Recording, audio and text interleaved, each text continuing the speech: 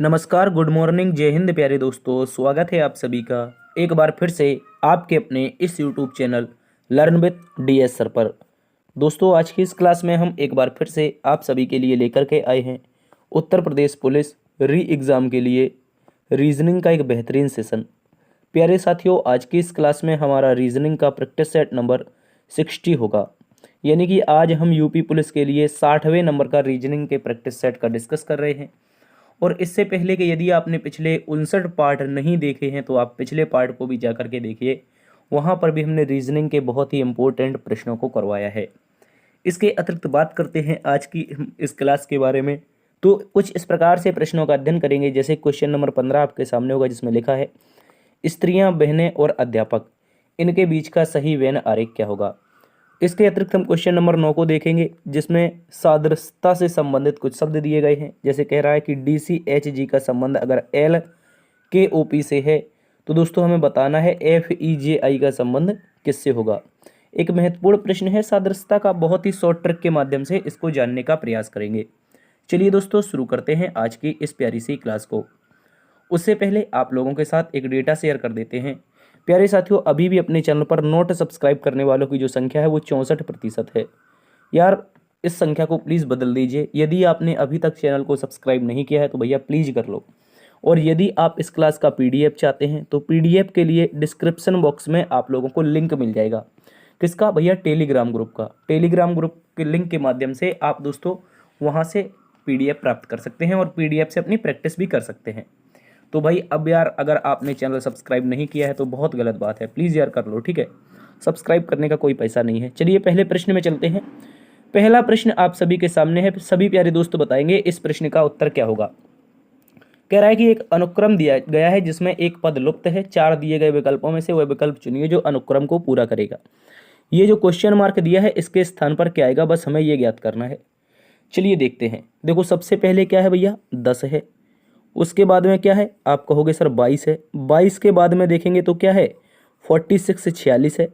46 के बाद में देखेंगे तो दोस्तों 94 है। और उसके बाद में हमें ज्ञात करना है यहाँ पर कौन सा नंबर आएगा। देखो दोस्तों, अगर आप गौर से देखेंगे तो ये संख्याएं कहीं ना कहीं दुगना हो रही हैं एक दूसरे के।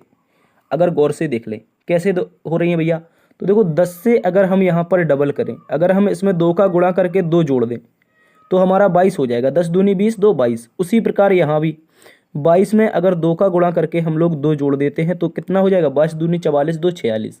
उसी प्रकार हम यहाँ पे करेंगे 46 और 94 के बीच में। 46 दूना होता है 92, 92 में 2 जोड़ेगा तो प्यारे दोस्तों 94। अब दोस्तों बस यही लॉजिक लगाना है, मल्टीप्लाई 2 + 2। तो दोस्तों 94 का दूना जब करते हैं, 94 का दूना प्यारे दोस्तों हमारे पास आता है 94 × 2, यानी कि 4 दूनी 8 और 9 दूनी 18, यानी कि दोस्तों हमारा 188 होता है। लेकिन हमें इसमें 2 जोड़ना भी है। देखो 94 का जब हम 2 में गुणा करेंगे तो ये हमारा आता है 188। कितना? 188। और इसमें जब लोग हम 2 जोड़ देते हैं साथियों तो हमारा प्रश्न का उत्तर 190 होना चाहिए। क्या होना चाहिए? 190। 190 अगर गौर से देखेंगे तो विकल्प नंबर 3 में दिया है। प्रश्न का उत्तर विकल्प नंबर 3 हो जाएगा। ठीक है, इस प्रश्न को आप सभी अच्छे से याद रखेंगे, एग्जाम के लिए महत्वपूर्ण है। क्वेश्चन नंबर 2 में आएंगे। इस प्रश्न का सभी प्यारे दोस्त उत्तर बताएंगे। चलिए, जिन साथियों ने उत्तर नहीं बता पाया है क्वेश्चन नंबर 1 का, इसका बताओ। कह रहा है दोस्तों, यदि A का अर्थ जोड़ना है, B का अर्थ गुणा करना है, C का अर्थ घटाना है और D का अर्थ से भाग देना है तो बताओ ये समीकरण दिया है, इसका उत्तर क्या होगा। भैया इतनी सारी आपके सामने सवाल, तो चलिए देखते हैं क्या है। भैया सबसे पहले 23, A का अर्थ क्या था? जोड़ना, तो हम जोड़ लगा देंगे, 12 लिख देंगे। दूसरी बात, D का अर्थ भाग देना। लास्ट वाली लाइन को देखो तो D में हम उसके स्थान पर भाग लगाएंगे और किससे? 4 से। उसके बाद यहाँ पर B का अर्थ क्या है भैया? B का अर्थ गुणा करना है तो हम गुणा कर देंगे किससे? 5 से। और C का अर्थ घटाना है तो दोस्तों हम यहाँ पर घटाना का चिन्ह लगा करके 40 लिख देंगे। अब हमें ज्ञात करना है यहाँ पे आएगा क्या। तो उसके लिए सबसे पहले हम लोगों को बोर्ड मास लगाना है। बोर्ड मास लगाएंगे तो इस तरह से लिखते हैं BOD और उसके बाद में MAS। तो इसमें क्या होता है? सबसे पहले bracket of divide multiply add और सब्ट्रैक्ट। तो यहाँ पर ब्रैकेट ऑफ है नहीं तो डिवाइड से करेंगे। तो दोस्तों 23 तो यहाँ पे रह जाएगा हमारे पास। प्लस में कितने बार में कटेगा? तो आप सर कह सकते हो कि यहाँ से ये जो कट रहा है, यहाँ से जो कट रहा है ये कितनी बार में? 3 बार में कट रहा है। और इसके गुणा में क्या है? 5 है। तो दोस्तों इसके बाद आगे देखते हैं तो यहाँ पे क्या है? माइनस का 40 है। ठीक है, बराबर में क्या होगा ये ज्ञात करना है। तो दोस्तों अब आगे जब देखने जाओगे आप लोग तो यहाँ पर 3 पंचे 15, तो अर्थात कह सकते हैं 23 प्लस का 15 और माइनस का 40। तो दोस्तों ये तो हो जाएगा 38, कितना 38 हो जाएगा, और यहाँ पे माइनस का 40 है। भाई माइनस का 40 बड़ा है, तो यहाँ पे क्या बचेगा आप लोगों के पास, माइनस का 2 बचेगा। कहीं पर गड़बड़ हो गई है, मिस प्रिंट हो गया है भैया। यहाँ पे आप लोग लिखोगे माइनस का 2, ठीक है। क्या लिखेंगे आप लोग, माइनस का 2 लिखेंगे, आगे माइनस लगा लो, ठीक है। उत्तर जो होगा वो विकल्प नंबर 2 होगा प्रश्न नंबर 2 का, जिसमें आपका -2 आएगा। इस बात को आप सभी अच्छे से याद रखेंगे। चलिए अगले प्रश्न में आ जाओ। क्वेश्चन नंबर 3 कोडिंग डिकोडिंग का एक महत्वपूर्ण प्रश्न है, इसका उत्तर बताएंगे जल्दी से। देखो क्या बोल रहा है, सबसे पहले बोल रहा है हमारे पास कुछ शब्द दिए हैं, जिनमें से क्या है, पोर्टर है। सबसे पहला जो शब्द है वो हमारे पास पोर्टर है। और दोस्तों इस पोर्टर को कुछ इस प्रकार से लिखा गया है। कैसे लिखा गया है, जिसमें आप लोगों का एम है, बी है, और इसके बाद में एन है, एन के बाद में क्या है, जेड है, जेड के बाद में क्यू है, क्यू के बाद में एन है। तो दोस्तों कुछ इस प्रकार से लिखा है, लेकिन हमें कोडिंग किसकी बतानी है, तो आप यहाँ पर कह सकते हो सर कोडिंग बतानी है रिपोर्ट की। किसकी बतानी है, गौर से समझो, रिपोर्ट की, आर ई और उसके बाद में पी ओ आर और टी, ये हो गई रिपोर्ट भैया। हमारे पास क्या आ गई, रिपोर्ट आ गई। इस रिपोर्ट की कोडिंग बतानी है। चलिए देखो, जो जिसके सामने लेटर है उसका कोड बस वही है, जो जिसके सामने है उसकी कोडिंग बस वही है। तो कहने का मतलब है प्यारे दोस्तों, आर, आर के सामने क्या है दोस्तों, शुरुआत जो होगी वो एन से होगी, क्योंकि लास्ट में आर के सामने एन दिया है। ई के सामने क्या है भैया, ई के सामने क्यू है, तो दूसरे नंबर पर जो लेटर आएगा वो हमारे पास क्या होगा, तो आप कहोगे सर क्यू होगा। तो एन क्यू से शुरुआत होनी चाहिए। यहाँ पर तो मिस टाइपिंग हो गई भाई, यहाँ पर कहीं ना कहीं मिस टाइपिंग हुई है, ठीक है। इसके बाद में देखो पी के सामने क्या है, पी के सामने अगर आप देखने जाओगे तो एम है, पी के सामने क्या है, एम है, ठीक है। यहाँ पर पी के सामने एम है। ओ के सामने क्या है, तो आप लोग कह सकते हो ओ के सामने सर बी आया है। क्या आया है, देखो ओ के सामने बी है। इसके बाद में आर फिर से आ गया, तो आर के सामने एन रख देंगे, और टी के सामने रहा कवा क्या रख देंगे, हम लोग जेड रख देंगे। तो प्रश्न का जो उत्तर होगा वो एन क्यू, उसके बाद में एम, उसके बाद में बी, फिर एन, और उसके बाद में क्या है, जेड।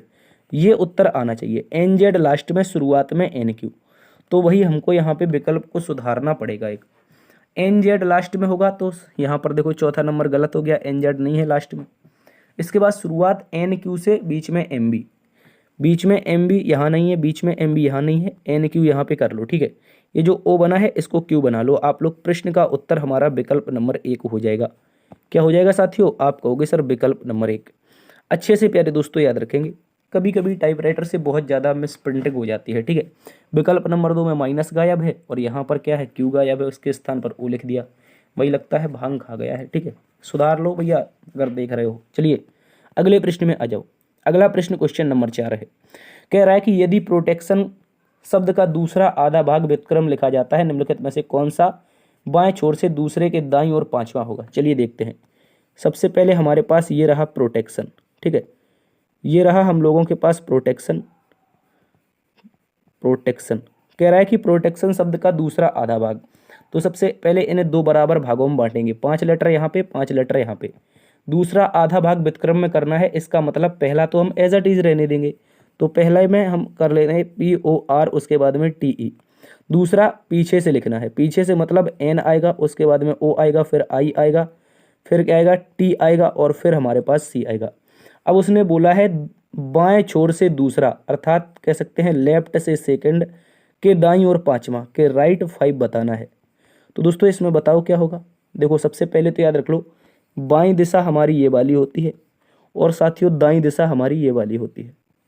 इन दोनों के बीच में क्या करना है, जब ऐसे सिंबल आ जाए, कैसे सिंबल, एक आ जाए लेफ्ट राइट का, एक आ जाए राइट लेफ्ट का, या फिर राइट राइट का आ जाए और लेफ्ट लेफ्ट का आ जाए, तो भैया समान आते हैं तो घट जाता है, अगर अपोजिट आते हैं तो जुड़ जाता है। बस इस बात को याद रखेंगे पहले से लेकर के। यहाँ पर पहला कौन है, लेफ्ट है, लेफ्ट से लेंगे, दोनों को जोड़ देंगे, दोनों को जोड़ देंगे तो 7, अर्थात बाईं ओर से हमें 7वां अक्षर बताना है। प्यारे साथियों बाईं ओर अर्थात इस दिशा से 7वां अक्षर, पहला, दूसरा, तीसरा, चौथा, 5वां, 6वां और 7वां जो अक्षर आएगा वो हमारे पास ओ होगा। क्या होगा, ओ, जो कि विकल्प नंबर 4 में दिया है। विकल्प नंबर 4 प्रश्न नंबर 4 का सही उत्तर है। चलिए अगले प्रश्न में आ जाओ। अगला प्रश्न दोस्तों कोडिंग डिकोडिंग, सॉरी यहाँ पर ब्लड रिलेशन का है, कोडिंग डिकोडिंग का नहीं, ब्लड रिलेशन का है। बोला गया है ए बी का भाई है, जो ए है प्यारे दोस्तों, गौर से देखो, जो ए है ये भाई है किसका, बी का, इस बात को याद रखेंगे। कह रहा है सी जो है वो ए की माँ है। कौन है, सी। सी प्यारे दोस्तों ए की माँ है, ए की माँ सी है, तो हम सी को यहाँ पे रख देंगे। कह रहा है डी सी का पिता है, सी का पिता कौन है भैया, डी है, तो हम डी को ऊपर रख देंगे। आगे बोला है ई जो है वो बी का पुत्र है, जो ई है वो किसका पुत्र है, बी का पुत्र है, तो बी का पुत्र कहाँ पे आएगा, ई। ई हमारे पास नीचे आ जाएगा, पुत्र है तो इसके लिए प्लस लगा देंगे। ई बी का पुत्र है, तो यह बताइए ए का डी से क्या संबंध है, बोलो जल्दी से लगा है डी के साथ। क्या पूछा है, ए का डी से, सॉरी यह कह रहा है कि ए से डी का, अच्छा से लगा है ए के साथ, यहाँ पर पूछा है से किसके साथ लगा है, ए के साथ। तो कह रहा है ए से डी का, ए से डी का, ए क्या बोलेगा, ए बोलेगा मम्मी। मम्मी के पापा क्या होते हैं भैया, नाना जी होते हैं। क्या होते हैं, मम्मी के पापा जी नाना जी। प्रश्न नंबर 5 का उत्तर विकल्प नंबर 3 हो जाएगा, इस बात को याद रखेंगे। अगले प्रश्न में आ जाओ। क्वेश्चन नंबर हमारे पास 6 दिया गया है, बेन आरेख का प्रश्न है, एक अच्छा सा प्रश्न है। कहा गया बेन आरेख में निम्नलिखित में से कौन सी संख्या केवल ईमानदार महिलाओं को निरूपित करती है। अर्थात ईमानदार के लिए हमारी सर्कल में आनी चाहिए और महिला के लिए, माफी चाहेंगे, ईमानदार के लिए त्रिभुज में आनी चाहिए जबकि महिला के लिए सर्कल में आनी चाहिए। ठीक है, तो हम सबसे पहले एक सर्कल के लिए बना लेंगे एक कलर, और दूसरा जो कलर है प्यारे साथियों वो हम किसके लिए ले लेंगे, त्रिभुज के लिए। तो देखो त्रिभुज के लिए कुछ इस प्रकार से है, बोला गया है केवल और केवल किस किस में आनी चाहिए भैया, सर्किल में भी आनी चाहिए और त्रिभुज में भी आनी चाहिए। केवल और केवल, क्या बोला है, केवल और केवल सर्कल और त्रिभुज में आने वाली महिलाएं। तो देखो उससे पहले आपको एक बात और याद रखनी है। क्या बात याद रखनी है कि भैया जो हमारे बहादुर हैं उनके लिए एक वर्ग आया है। क्या है, बहादुर के लिए वर्ग आया है। उससे पहले भैया जो आयत है वो नियोजित के लिए आया है। जो आयत है ये किसके लिए आया है, नियोजित के लिए। तो कह रहा है कि केवल ईमानदार महिलाएं, केवल ईमानदार का महिलाओं का मतलब है, केवल ईमानदार महिलाओं से तात्पर्य है कि महिलाएं बहादुर नहीं होनी चाहिए। अर्थात बहादुर का मतलब जो वर्ग में आ रही हैं, जो हमारे पास यहाँ पर B4 बहादुर वर्ग में आ रही हैं, सारे नंबर गलत होंगे। जैसे कि 7 गलत है, 5 गलत है, 9 गलत है, 4 गलत है, 2 गलत है, 10 गलत है। इसके बाद उसने बोला है कि किस में भी नहीं आनी चाहिए भैया, नियोजित में भी नहीं आनी चाहिए। नियोजित में आने का मतलब 12 गलत है, 6 गलत है। अब दोस्तों उसने बोला है केवल ईमानदार हो और महिलाएं हो, तो महिलाओं के लिए भैया क्या था, महिला के लिए यानी विमेन के लिए सर्कल था, और यहाँ पर जो त्रिभुज था वो किसके लिए था, ईमानदार के लिए। ठीक है, इसको हम ईमान लिख देते हैं। तो भैया बताओ इन दोनों में ऐसा कौन सा नंबर है कॉमन। देखो ये बीच में बैठा हुआ नंबर 3, बीच में बैठा हुआ 3 इस प्रश्न का उत्तर होगा, विकल्प नंबर 3 में दिया है। चलिए अगले प्रश्न में आ जाओ बिना किसी देरी के। प्रश्न नंबर 7 को पढ़ेंगे। बोला गया है यदि अंग्रेजी वर्णमाला में सभी स्वरों को हटा दिया जाता है तो कौन सा अक्षर दाईं ओर से चौथे अक्षर के बाईं ओर तीसरे स्थान पर होगा। तो सबसे पहले तो ये समझो अंग्रेजी वर्णमाला में किस प्रकार से लिखी जाती है, ABC इस तरह से डैश करके X Y और Z तक लिखी जाती है। लेकिन इनके बीच में प्यारे दोस्तों हमारे पास आते हैं वोवल। वोवल का मतलब स्वर। स्वर कितने होते हैं, 5 होते हैं। कितने, 5। 5 का मतलब है एक तो ए अर्थात नहीं होना चाहिए। ठीक है, इसको हम नीचे लिखेंगे, ए नहीं होना चाहिए, ई नहीं होना चाहिए, आई नहीं होना चाहिए, ओ नहीं होना चाहिए और यू नहीं होना चाहिए। तो ये 5 हमारे स्वर नहीं होने चाहिए। ठीक है, अब गौर से देखो, ए नहीं होगा तो वर्णमाला कहाँ पर होगी, BC पर होगी। उसके बाद डी होगी, ई तो होगी नहीं, एफ होगा। इस तरह से डैश डैश करके हम आगे ले जाएंगे। उसके बाद में क्या हो जाएगा हमारे पास, आगे हम यहाँ से लिख लेते हैं। कहाँ से लिखेंगे तो गौर से देखो, आर से लिख लेते हैं। आर के बाद क्या होगा, एस होगा, एस के बाद टी होगा, टी के बाद यू तो होगा नहीं तो वी होगा, RST V। इसके बाद में क्या हो जाएगा भैया, डब्लू हो जाएगा, फिर एक्स हो जाएगा, फिर वाई हो जाएगा, फिर जेड हो जाएगा। तो कुछ इस प्रकार से लिख लेते हैं। हमारे पास ये हो गया RST, एक मिनट इसको कलर में पैक कर देते हैं। ठीक है, ये हमारे पास क्या हो गया, ये हमारे पास हो गया RSTVWXYZ। चूंकि इसमें हमारे पास ये यू आया नहीं, वोवेल हमें हटाना था। तो अब प्रश्न में इसने ये बोला कि दाईं ओर से, तो भाई फिर से देख लो, दाईं ओर दिशा ये वाली होती है रेड कलर से, जबकि बाईं ओर दिशा ये वाली होती है रेड कलर से। बस दाईं ओर से बताना है। दाईं ओर से अर्थात यहाँ पर राइट से चौथा, अर्थात राइट से चौथा के बाईं ओर तीसरा, अर्थात लेफ्ट पे थर्ड, ये बताना है। तो अभी हमने बताया था जब अपोजिट आते हैं पहले को पकड़ करके जोड़ देते हैं। राइट से 7वां बताना है। क्या बताना है, राइट से 7वां। प्यारे साथियों गिनो, 1 2 3 4 5 6 और 7वां कौन सा लेटर हो जाएगा? आप कहोगे सर एस हो जाएगा। इस बात को याद रखेंगे। जल्दी से बताओ क्या समझ में आया है? मुझे आप लोग बताओ ये समझ में आया कि नहीं। देखो एक बार मैं आपको जल्दी से समझा देता हूँ। समझाने में क्या है भैया, अंग्रेजी वर्णमाला में सभी वोवेल हटाने, यानी ए ई आई ओ यू को अंग्रेजी वर्णमाला से हटा देना है। तो कह रहा है दाईं ओर से। दाईं ओर मैंने बताया वर्णमाला में इस तरफ होती है, जबकि बाईं ओर हमारी इस तरफ होती है। तो कह रहा है दाईं ओर से तीसरा, दाईं ओर से तीसरा 1 2 तीसरा। कह रहा अब इसके बाईं ओर, इसके बाईं ओर अर्थात अगर कोई यहाँ पे खड़ा है, इसका बाईं दिशा कौन बनेगी? यही। तो 1 2 3 चौथा ये वाला एस हो जाएगा। ठीक है, इसी तरह से विकल्प नंबर हमारा क्या है? एस सही उत्तर है। लेकिन उससे पहले ये एक फॉर्मूला भी होता है, लेफ्ट ये राइट वाला। लेफ्ट राइट जब आते हैं जिनमें से अपोजिट होते हैं तो जोड़ देते हैं, पहले वाले को पकड़ करके रख देते हैं। ठीक है, चलिए अगले प्रश्न में आ जाओ। उम्मीद है पसंद आया होगा। चलिए इस प्रश्न का उत्तर बताओ। अगर वो समझ में नहीं आया था तो इसका उत्तर बताओ क्या होगा। कह रहा है दिए गए विकल्पों में से संबंधित शब्द युग्म चुनिए। चिमनी का संबंध धुआं से है, तो 2 क्वेश्चन मार्क का संबंध क्या होगा? देखो मेरी बात को समझो प्यारे दोस्तों, सेकंडों का सवाल है। चिमनी से क्या निकलता है? आप कहोगे धुआं निकलता है।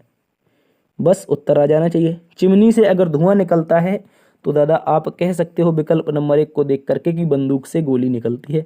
बस खत्म बात। पहले क्वेश्चन मार्क के स्थान पर हमारी बंदूक आ जाएगी और दूसरे वाले के स्थान पर गोली आ जाएगी। प्रश्न नंबर 8 का उत्तर जो होगा वो विकल्प नंबर 1 होगा। इस बात को याद रखेंगे।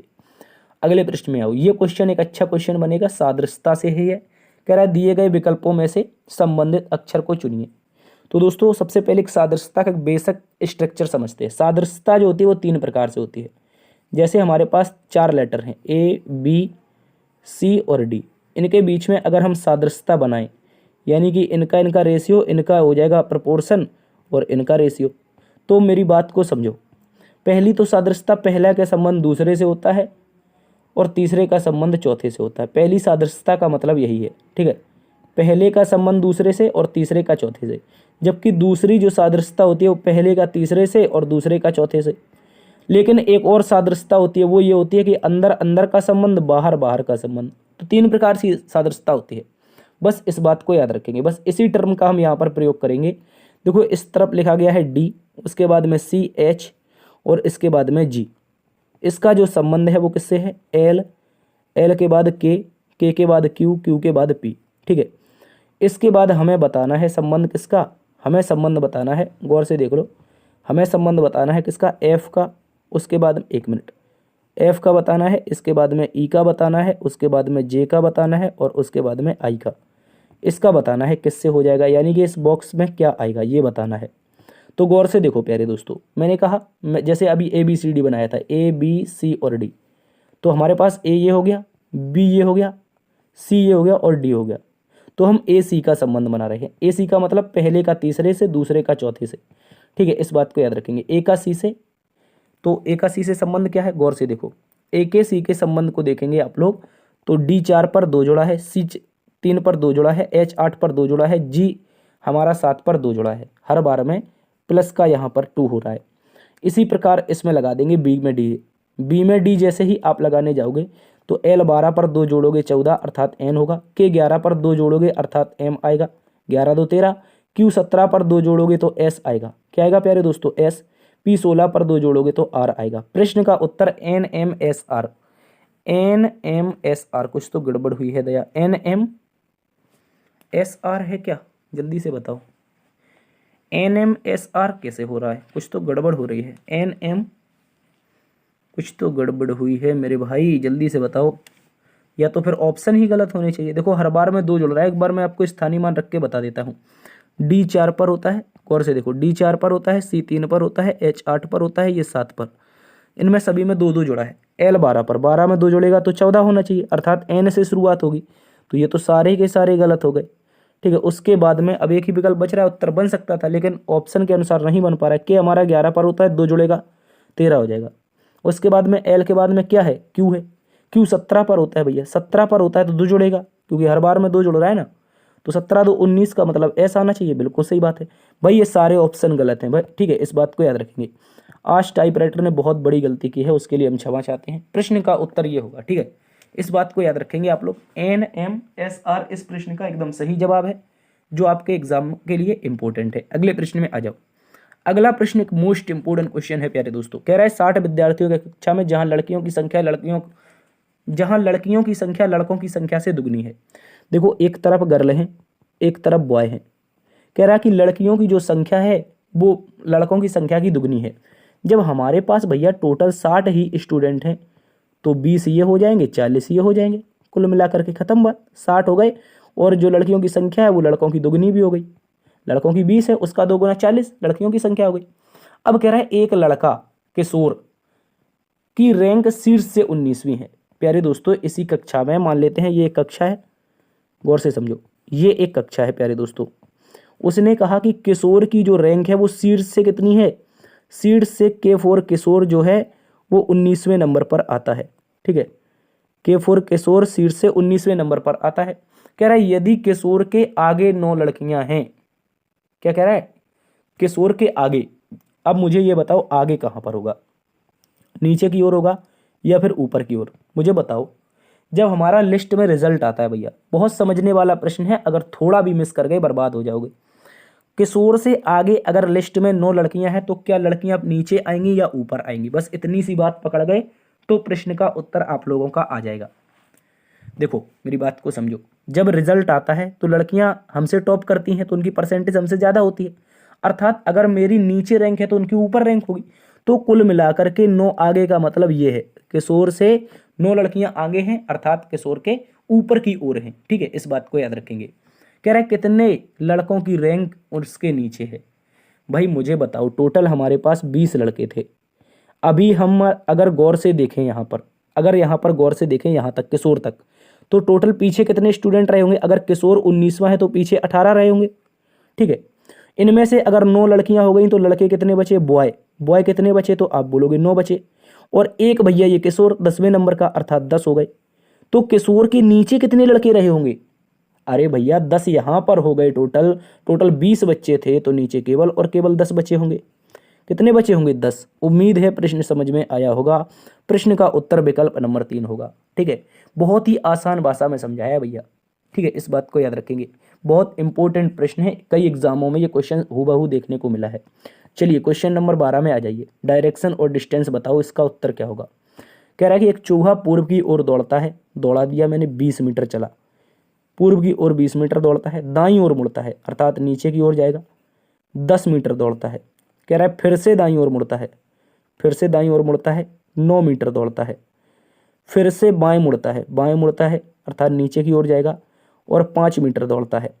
कह रहा है अब वह बाएं मुड़कर 12 मीटर दौड़ता है। यहाँ से वह मुड़ता है, यहाँ से वह बाएं मुड़ता है, कितना दौड़ता है, 12 मीटर दौड़ता है। इस बात को याद रखेंगे।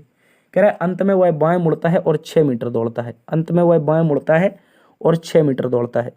कह रहा है जब अब उस चूहे के सामने कौन सी दिशा है। भाई कौन सी दिशा है, ये ऊपर की ओर देख रहा है। भाई देखो प्लस बना लो जल्दी से, ईस्ट, उसके बाद यहाँ पे वेस्ट, नीचे की ओर साउथ, ऊपर की ओर नॉर्थ। कहाँ पे देख रहा है, ऊपर की ओर। ऊपर की ओर देखने वाले की दिशा कौन सी होती है भैया, नॉर्थ होती है। इस बात को याद रखेंगे। प्रश्न का जो आंसर आएगा विकल्प नंबर 2 उत्तर दिशा। ठीक है, इस बात को याद रखेंगे। अगले प्रश्न में आ जाओ। अगला प्रश्न कहा गया है आज मंगलवार है, 86 दिन पहले कौन सा दिन था। भाई कैलेंडर में हमें पीछे जाना है, इस बात को याद रखेंगे। और यहाँ पर हम लोग लगाएंगे विषम दिनों का फॉर्मूला। टोटल कितने दिन है, 86 दिन है। 7 से भाग लगा लेंगे, 7 से भाग लगाओगे तो यहाँ पर 12 सप्ताह, क्या आएगा, 12 सप्ताह और 2 दिन आएंगे, 2 दिन। ये 2 दिन जो होंगे वो क्या होंगे, विषम दिन होंगे। इस बात को याद रखेंगे। ठीक है, ये क्या होंगे, विषम दिन होंगे। 12 सप्ताह तो पूरी तरह से कट जाएंगे, अगर पीछे जाएंगे तो मंगलवार ही रहेगा। लेकिन 2 दिन पहले कौन सा दिन रहा होगा, तो इस मंगलवार में इस 2 दिन विषम को घटा देंगे। मंगल में 2 घटाओ तो क्या होगा, 1 तो घटेगा तो सोमवार बचेगा, अगर 2 घटेगा तो क्या बचेगा, रविवार बचेगा। बस प्रश्न का जो उत्तर है वो विकल्प नंबर कौन सा, 3। विकल्प नंबर 3 आएगा रविवार। 86 दिन पहले कौन सा दिन रहा होगा भैया, रविवार। गौर से एक बार फिर से समझ लो, 86 दिन पहले जाना है तो हमने कहा विषम दिन निकाल लो। विषम दिन निकालोगे 7 से भाग लगाओगे। 7 से ही क्यों, क्योंकि प्रत्येक 7 दिन बाद दिन रिपीट करता है। जैसे आज मंगलवार है तो आज से 7 दिन बाद मंगलवार होगा, और आज से 7 दिन पहले भी मंगलवार रहा होगा। तो इस कारण से हम 7 से भाग लगाते हैं। हमने भाग लगाया, 12 सप्ताह खत्म, पूरी तरह से कट जाएंगे, मंगलवार ही रहा होगा। लेकिन ये 2 एक्स्ट्रा दिन बच गए। अब ये 2 एक्स्ट्रा दिन बचे, हमें कैलेंडर में जोड़ना है कि घटाना। भैया इसमें घटाना पड़ेगा। क्यों घटाना पड़ेगा, क्योंकि कैलेंडर पीछे जा रहे हैं। कह रहा है कौन सा दिन था का मतलब पीछे पीछे जाओगे तो उत्तर रविवार आएगा। अगले प्रश्न में आ जाओ। क्वेश्चन नंबर 14 को देखिए दोस्तों, बोला गया है औद्योगिक क्रांति जिसकी शुरुआत पहले यूरोप में हुई थी उससे आधुनिक युग आया। दोस्तों जब जिसकी कह रहा है औद्योगिक क्रांति जिसकी शुरुआत यूरोप में हुई थी उससे क्या आया, आधुनिक युग आया। तो निष्कर्ष नंबर 1 कथन के अनुसार निकलना है निष्कर्ष, इस बात को याद रखेंगे। निष्कर्ष नंबर 1 कह रहा है अमीरों और गरीबों के बीच असमानता का कारण क्रांति थी। कथन में ऐसा कहीं बोला है अमीरों और गरीबों के बीच असमानता का कारण क्रांति थी? नहीं बोला है तो गलत कर दो। कह रहा है क्रांति समाज को पूर्णतः बदल देता है। भाई हाँ, ये बात बिल्कुल सही है। अगर वो कह रहा है कि जब यूरोप में क्रांति की शुरुआत हुई उससे आधुनिक युग आया है, अर्थात समाज में बदलाव हुआ है आधुनिक युग से, तो हम कह सकते हैं यहाँ पर केवल 2 निष्कर्ष निकलता है। 2 क्यों निकाला मैंने? इसीलिए निकाला भैया क्योंकि कथन में बोल दिया था उसने, क्या बोल दिया था कि जो आधुनिक युग आया है उसकी जो शुरुआत जो हुई थी वो औद्योगिक क्रांति से हुई थी जो कि पहले यूरोप में हुई थी। इस कारण समाज में बदलाव आता है। ठीक है, इस बात को याद रखेंगे। ऑप्शन नंबर बी हमारा सही उत्तर है। अगले प्रश्न में आ जाओ भैया। एक लास्ट क्वेश्चन बच गया है, इसका उत्तर बता देंगे सभी प्यारे दोस्त। बोला है स्त्रियां, बहनें और अध्यापक। क्या बोला है? स्त्रियां, बहनें और अध्यापक। तो दोस्तों एक बात याद रखना है, सबसे पहले एक आरेख आएगा जो हमारे सिस्टर्स को रिप्रेजेंट करेगा। किसको? सिस्टर्स को। ठीक है, इस बात को याद रखेंगे। ये किसे? सिस्टर्स को रिप्रेजेंट करेगा। जो सिस्टर्स होंगी वो सारी की सारी हमारी बहनें किस में आएंगी? स्त्रियों के अंतर्गत आएंगी, यानी कि लेडीज के अंतर्गत। किसके अंतर्गत? लेडीज के अंतर्गत आएंगी। इस बात को याद रखेंगे। इसके बाद भैया कुछ बहनें टीचर होती हैं, कुछ लेडीज भी टीचर होती हैं, तो सिस्टर का इतना पार्ट और लेडीज का इतना पार्ट ये क्या हो जाएंगे? टीचर हो जाएंगे। बचे कुछ टीचर हमारे जेंट्स हो जाएंगे। ठीक है, इस बात को याद रखेंगे। प्रश्न का जो उत्तर होगा वो प्यारे साथियों विकल्प नंबर डी होगा। ठीक है, इस बात को याद रखेंगे। उम्मीद है आज की जो क्लास थी 15 नंबर प्रश्न तक आपको पसंद आई होगी। जो भी प्रश्न में डाउट है आप बेझिझक पूछ सकते हैं, मैं कमेंट बॉक्स में आप सभी का जवाब देता हूँ। भाई आपको किसी भी प्रश्न में अगर डाउट रह रहा है तो आप पूछ लीजिए, या फिर आप टेलीग्राम ज्वाइन कर लीजिए। ठीक है, इसके अलावा और भी कोई व्यवस्था करेंगे। आई थिंक वो जो इंस्टाग्राम है उसका लिंक दिया गया है, उसके माध्यम से आप फोटो खींच के हमसे डायरेक्ट पूछ सकते हैं क्वेश्चन को। ठीक है, फिलहाल आज की क्लास में इतना ही। उम्मीद है क्लास पसंद आई होगी। और हाँ, आज के बाद प्रैक्टिस सेट नहीं होंगे, उसका कारण मैंने आपको बताया है। क्यों नहीं होंगे? क्योंकि अब आ रहे हैं मॉडल। मजामा जल्दी से बताओ। अब आ रहे हैं मॉडल जिससे तूफान मचाएंगे, एग्जाम को फोड़ के आएंगे। ठीक है, इस बात को याद रखेंगे। तो जिसमें हमारा मॉडल रहेगा 15 रीजनिंग, 10 मैथ, 35 जीएस, 30 हिंदी, लगभग 90 क्वेश्चन, 1 से 1.5 घंटा बस मैक्सिमम, इससे ज़्यादा नहीं होगा। तो पसंद आई है तो लाइक कीजिए, शेयर कीजिए, और चैनल पर पहली बार आए हैं तो इसे सब्सक्राइब कीजिए। मिलते हैं एक नई वीडियो में, तब तक के लिए अपना ख्याल रखना। जय हिंद, जय भारत, जय मां सरस्वती।